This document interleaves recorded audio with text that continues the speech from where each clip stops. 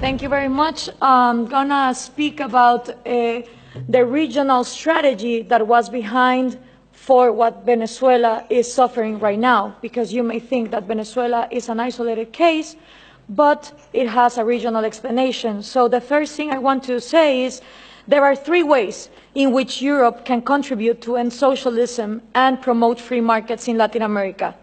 The first way, socialism is socialism, here in Mars, in Latin America, and in Asia.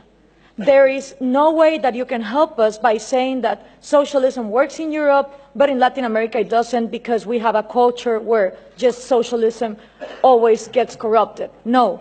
Socialism always leads to corruption, and first comes socialism and then corruption, because socialism gives absolute power.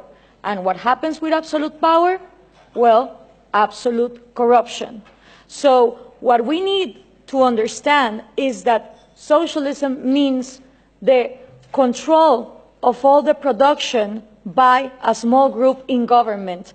And that always leads to the same things: trade barriers, different rules giving privileges to some businessmen against other entrepreneurs that don't have those privileges, collectivism, crony capitalism, artificial oligopolies, insane labor regulations where the unions become way more exploitative to the employers than the people that are supposedly giving those jobs.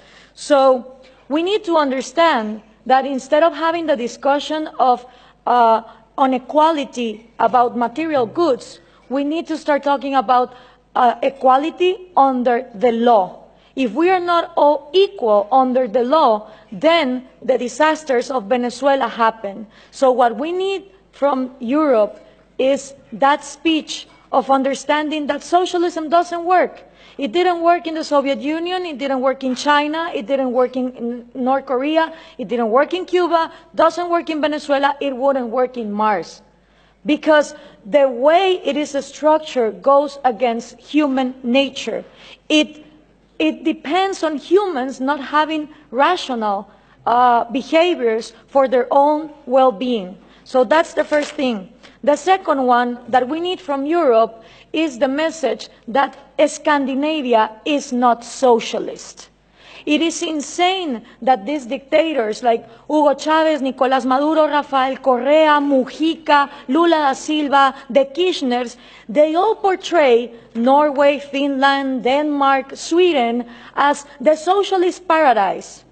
And the worst thing of all is that if you ask 10 Latin American young people if Scandinavia is socialist, 9 of them will say you yes. And there are a lot of things that we should copy from Scandinavia, but socialism is not one of them. Scandinavia is always ranking on the top of the Index of Economic Freedom and Human Liberty that the Cato Institute is now measuring. So if there's one thing that we should copy from Scandinavia is property rights. It would be absolutely out of this planet to think that a Swedish major will wake up one morning and say, expropriate, nationalize your house. That just doesn't happen. So it is absolutely absurd that countries in Latin America that are in the low ranking of economic freedom portray Scandinavia as examples of socialism. But you know why this happens? Because the mixing of information also comes from Europe. Why? Because there's also this obsession with giving us aid instead of giving us trade. And the thing with foreign aid coming from Europe is that it finances the Marxist ideas, the NGOs that are against free market and that are against property rights. Let me give you an example. Most of people in Finland and Norway have no idea that their taxes they pay go to foreign aid for a Guatemalan NGO that is led by an indigenous Marxist leader, Bernardo Caal, who uses that money to be against hydroelectric power. Being Norway one of the countries #1 in hydroelectric power, where no one would think to close down a hydroelectric industry, they give tax-paying money to people in Guatemala that close down hydroelectric power. So if we are obsessed with this foreign aid given to Marxist leaders that are against property rights, free market, and the Western way of life, then we're not gonna be able to prosper.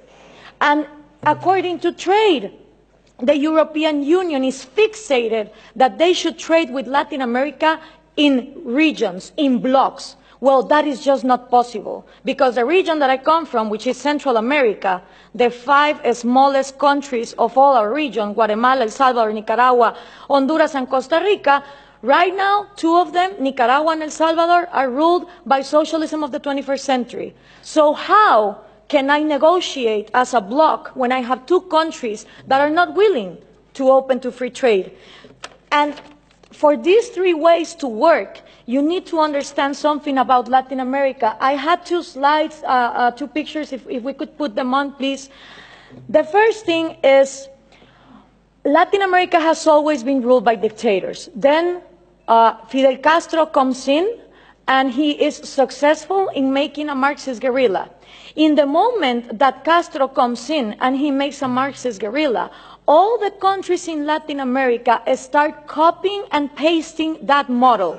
You had Marxist guerrillas everywhere, Guatemala, Nicaragua, Peru, trying to do the same thing as Castro, financed by the Soviet Union and with the intelligence of Cuba. 1989 comes, the Soviet Union collapses, and the left Marxist wing of Latin America, the socialist sectors, they are in trouble, because now they don't have the money of the Soviet Union to keep on going with these violent guerrillas, but they still want to come to power. So what do? Well, Fidel Castro gathers together with Lula da Silva, and they form the first Forum of Sao Paulo. The Sao Paulo Forum is a parliament that every year gathers together to further on the socialist agenda. And they start working on 1990. In 1998, they put their first president, Hugo Chavez. And that was a relief for Cuba, because the money that the Soviet Union was lacking to give, the oil of Venezuela started giving.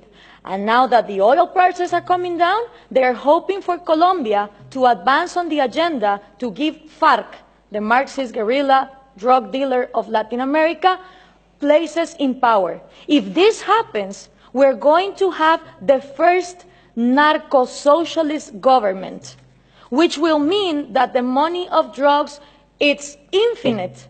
It doesn't depend on the market like oil, and then you have another socialism of maybe the 22nd century. So what we need to understand is this regional strategy is not only put in place in Venezuela, it has been put in place and tested in Brazil, Argentina, Chile, Uruguay, Nicaragua, El Salvador. And the places where they haven't governed, they have people who are waiting to come to power. When we understand this, we also understand that when the Berlin Wall fell, and communism was a thing of the past, in Latin America, we voted for the so-called neoliberal governments, the right-wing presidents that were going to open the market.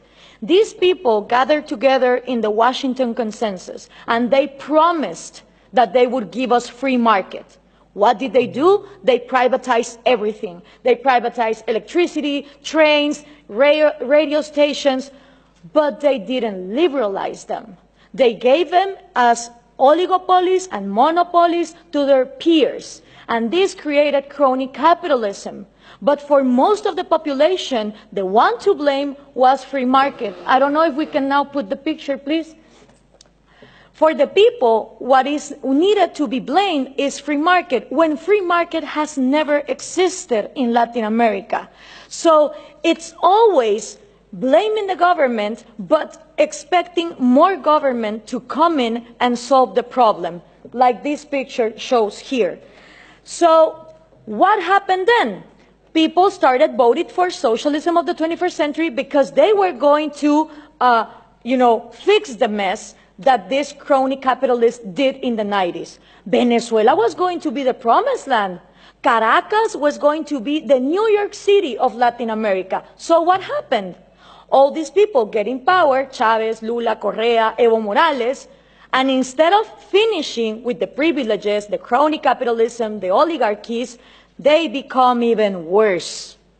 So why is this good news to us? Because people in Latin America don't know what to do. They tried with the right wing, and they think that too much of a free market failed, and then they tried for socialism of the 21st century, and it turns out that it didn't end poverty, it multiplied it. So right now, it's a great and excellent opportunity for people like us, for people who really defend liberties and freedom, not only economic liberties, but also individual liberties. Because in a moment where there is frustration to the left and to the right, and everything has been tried, and all of them are statists who want to control the economy, is great news for people like us who want to defend freedom. The examples given here from different regions of the planet demonstrate that freedom works. So what we need to input from Europe to Latin America is the right messages. Those messages include that Scandinavia is not socialist, that we need trade more than aid, and in order for institutions to follow up, it's not about material equality, it's about equality under the law and the rule of law. Thank you very much.